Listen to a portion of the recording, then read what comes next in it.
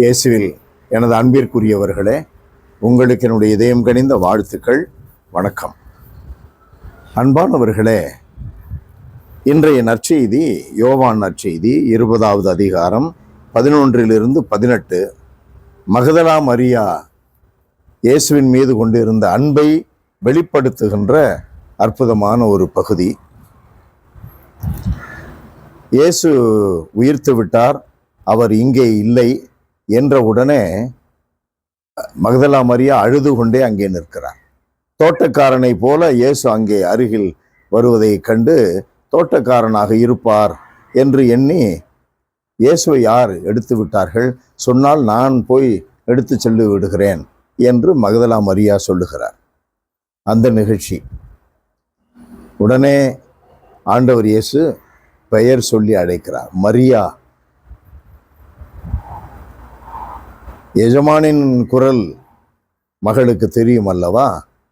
உடனே போதகரே என்று ஆதங்கத்தோடு காலிலே விழுகிறார் மகதலா மரியா.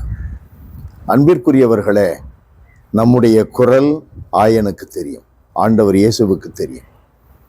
ஆண்டவர் இயேசுவுக்கு நம்முடைய குரல், நம்முடைய பிரச்சனைகள், நம்முடைய தேவைகள், ஆசைகள் தெரிவது ஒரு பெரிய காரியம் அல்ல. அவருடைய ஆசை, அவர் நம்மீது வைத்திருக்கிற பாசம், நமக்காக அவர் தன்னையே ஒப்பு கொடுக்கின்ற அளவிற்கு தன்னை அர்ப்பணித்த அந்த நிலைகள் நமக்கு தெரிய வேண்டும். அவருடைய குரல், அவருடைய பாசம் நமக்கு தெரிய வேண்டும். ஆண்டவர் இயேசுவினுடைய கால்களை பற்றி கொள்ளுகிறார். அன்பானவர்களே, இந்த நிகழ்வு நம் ஒவ்வொருவருடைய தனிப்பட்ட வாழ்வையும் அலசி ஆராய்ந்து ஒரு முடிவெடுக்க துணையாக இருக்க வேண்டும், அடிப்படையாக இருக்க வேண்டும். இயேசுவின் மீது எத்தனை அன்பு கொண்டு இருக்கிறோம். இயேசுவனுடைய உடலை யாரோ எடுத்து சென்றிருந்தால், அதை காட்டிவிட்டால் இந்த பெண் எப்படி சுமந்து வர முடியும்? இவள் பெண். இயேசு ஒரு வாலிப வயதிலே ஒரு ஆணாக இருக்கின்ற வேளையில் அவர் இறந்தார். தூக்கி வர முடியுமா? இறந்த பிணத்தை தூக்கி வர முடியுமா? ஏதாவது யோசனை செய்தாளா?